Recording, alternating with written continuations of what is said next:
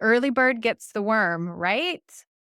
Hey everyone, Vicky Kelty here. And yes, I will be talking about idioms in a moment because this month I was just really trying to check in with what I think I know by finding strategic opportunities to use those things regularly. My study stats for Spanish were I spent 40 minutes, and that was with idioms. And then I spent 30 minutes when I was out and about. So this is an approximate listening to a podcast, a couple of podcasts actually. And that was related to the past forms review. And then for my leisure time, I was basically just watching the usual TV shows that I watch with my husband and the usual interactions that I have in Spanish. And one of the shows, though, that I wanted to mention that we watch, because we watched a lot of it this month, was the show First Dates. And it's funny that it's called that in Spanish. I think it's a show that exists in other countries as well, but it is a really, really good show for listening practice because the people that come on the show to go on these dates, they can come from all over. They can come from all over Spain. They can come from different countries, maybe a Spanish speaking country, maybe a non-Spanish speaking country, but they do the episode in Spanish. So they're always speaking Spanish. And yeah, you just get to hear a lot of different accents. So I find it is, from an educational standpoint, it's a really good listening practice opportunity. So, about the topic at hand, the about catching that worm early in the morning. Well, the idioms, the reason that I focused on idioms for part of my practice this month is because I know a lot of idioms, but I don't use any of them. And so when I decided to practice idioms in French, I said, well, gosh, this would be a brilliant thing for me to do in Spanish, even though I did it in quite a different way. But I decided that I was going to follow the example of my high school Spanish teacher that I had for fifth year Spanish and put an idiom of the week on our little dry erase board that we have on our door. So I've been choosing an idiom that I want to learn. Um, I've been putting an idiom that I want to learn on the door every single week. And it's been really fun. My husband's gotten really into it. And sometimes he'll use them with me. Sometimes he'll give me a French translation for one. And so far, I have found an opportunity to use each one somehow, either with my husband or to explain a situation that's going on, sometimes with other people, which is like the main goal is that I want to use these out in the real world, not just with my husband. He's the real world, but I mean the outside of our apartment real world. And I've been starting to do that thanks to having these on the door because I have the correct formation of them, and I think that that's what I was always worried about is that I was gonna say it wrong, and I'm like, "Oh, people aren't gonna understand it because they say it wrong." But now that I'm practicing them, like, with the formation of the expression on the door for me to see every single day and think about and know what it means and know the way to use it, I am definitely feeling more confident about going out there and using them in conversations.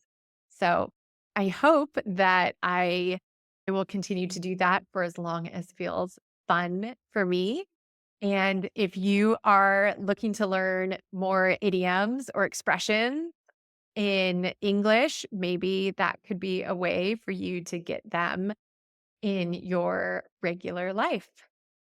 Now, the next thing that I was focusing on was the past forms in Spanish. And again, this is the same thing that I did with French.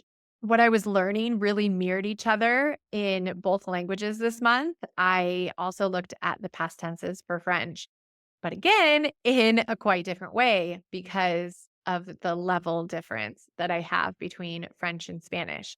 So with Spanish, I have a lot of experience with past tenses. I have learned them and relearned them over and over. And sometimes my teachers have actually been like, Vicky, you're obsessive about the past tenses. You need to just let it go and just use them. And that's completely true. I do need to let it go and just use them. But I also think the reason for me wanting to spend more time learning and comparing these specific past forms and their uses comes from a very logical place.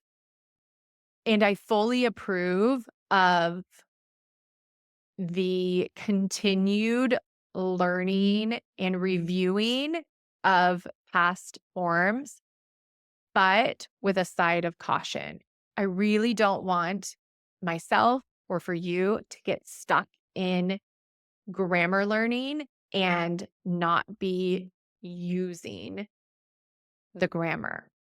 So, what I really challenge myself to do is in my home, in the privacy of my own space, I am spending time with these grammar forms.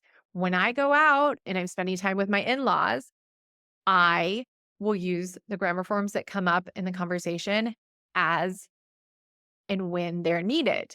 And I'm not going to let this doubt that's come up about, oh, do I use this past form or do I use the other? I'm not going to let that stop me from trying them out in sentences. I'm still going to keep using them even as I'm reviewing the information that I'm learning. And I would just like explain that what happened for me is that I was practicing them and reviewing them, and it hit me that I use them really instinctively. Just, I'm like, oh, I know to use this, I know to use the other. And in the past, teachers have said, well, yeah, you know them instinctively because you're around them all the time in Spain. So you're just picking up on what other people are saying.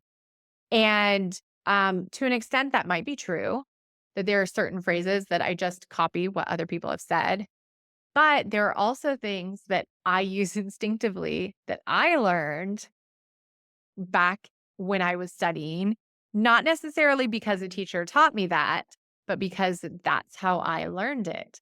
And those things I didn't always learn accurately. So I may be using it instinctively, but it doesn't always mean that I'm using it correctly and that it is the clearest way to explain something. So I hope this explanation is clear for you because what I'm trying to say is that I was shown through this practice that being really natural about how you're saying something is, while important, more important that it's clear what you're saying, that it makes sense to the person who's listening.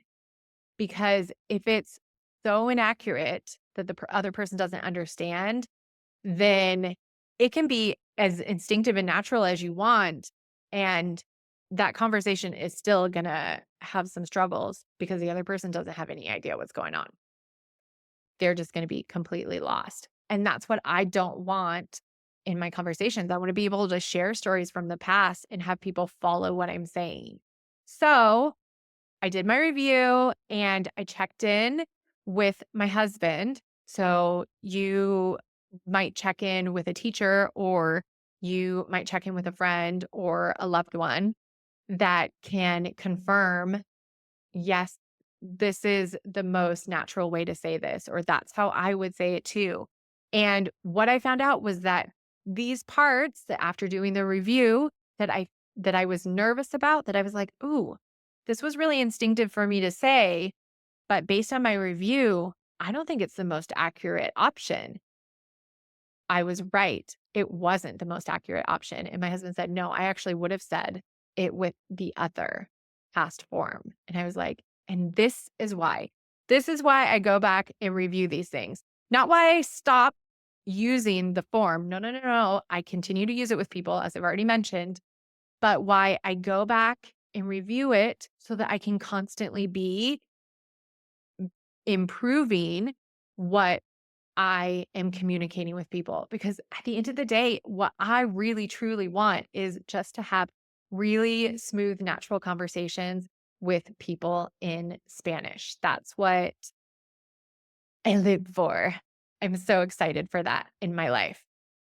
And I um used some of my voice message speaking practice questions to give myself an opportunity to practice the different past forms. And I did it in a couple of ways because I have some questions that were actually asked in the past. So that was really easy. A question in the past, answer in the past. But I also had questions that weren't explicitly questions about the past. And I had to maneuver my answer to make it fit the question and still be able to use the past. And I think that that's one of the really cool things about the voice message speaking practice that I hope that people really take advantage of is that you get to use it for what you need and want to practice. And then I can give you feedback based on what comes out clearer, or if there's a little bit that's less clear, then I can give you feedback on that. And in this case, I had to ask my husband to give me a little feedback, and I was able to polish it up, and it's a work in progress. I'm still spending little bits of time here and there, never overwhelming myself, never getting stuck in grammar, I hope, so that I can continue progressing and be getting more confident with the use of these tenses. Because there's that ebb and flow, there's always that up and down. And what I just really noticed for myself is that the not knowing whether something is completely accurate or not removes confidence. So now that I have more knowing through the practice that I've done, I have more confidence with it, with both the idioms and the past forms. So I hope that that will be inspiration for you as well. And so the question I would just throw out at you is, what are you wanting to use in English that you aren't using right now? Can you stick it up on a door or review it or put it somewhere that you can use it more easily or be motivated to? And what is it? Let me know because I would love to cheer you on. And remember, keep it simple. Don't overwhelm yourself. And you can send me an email, as always, at hola@vickykelty.com. Happy learning, and I hope these tips have proved most helpful to you. Bye-bye for now.